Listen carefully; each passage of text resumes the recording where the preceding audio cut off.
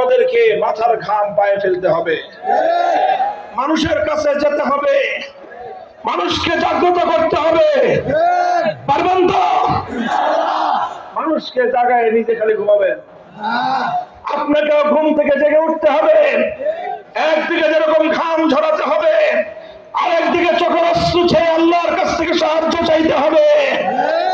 এরপর যখন চূড়ান্ত মক্ষম সময় আসবে, শহীদ ঈদগাহে জমায়েত হতে হবে।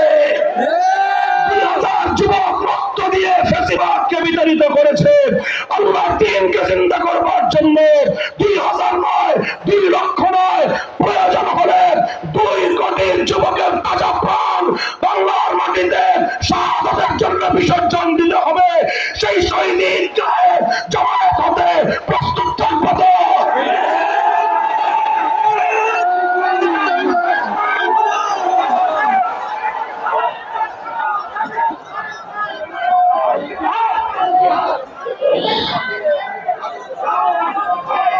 আল্লাহ পাক কবুল করেন, তৌফিক দান করেন।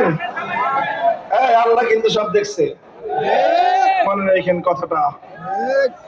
নিজের জীবনকে আল্লাহর জন্য, আল্লাহর পথের জন্য প্রস্তুত করেন। বিপ্লবের ডাক আসবে ইনশাআল্লাহ। আল্লাহ পাক আমাদেরকে কবুল করেন, তৌফিক দান করেন।